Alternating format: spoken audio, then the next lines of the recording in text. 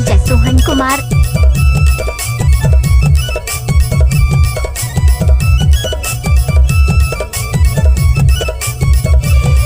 नहीं जलत है लाइट चैन है टाइट जाम लागत है। नहीं जलत है लाइट चैन है टाइट जाम लागत है।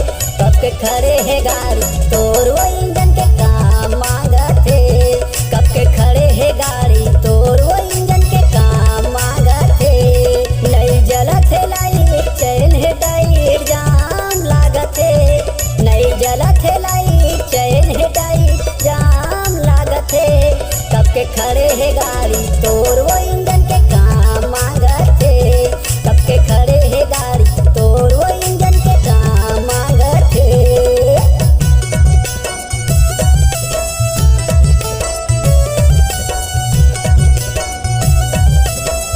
डीजे सोहन कुमार धुर्वे साजा टोला।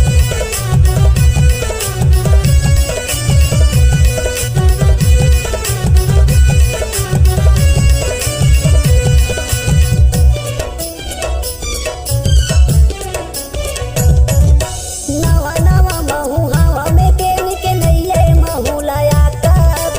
तब होले कर हूँ बने सर्विसिंग हो लसल से कर ही साकर।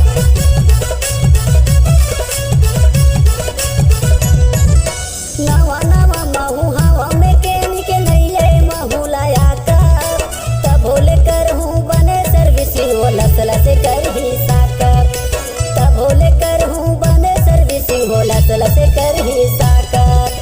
बने हो ही कामे तभे तो कई दे आराम लागत है। बने हो ही कामे तभे तो कई दे आराम लागत है। कब के खड़े है गाड़ी तोर वो इंजन के काम मांगत है। कब के खड़े है गाड़ी तोर वो इंजन के काम मांगत है।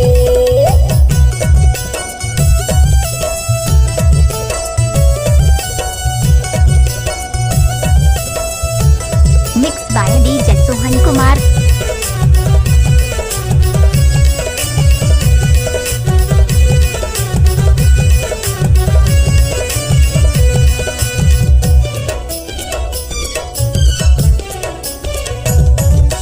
आवते जावते रही देवो रानी गाड़ी के काम हो जाही।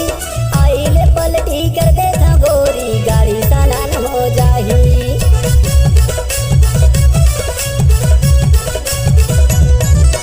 आवते जावते रही देवो रानी गाड़ी के काम हो जाही। आइले पलटी कर दे था गोरी गाड़ी सालान हो जाही।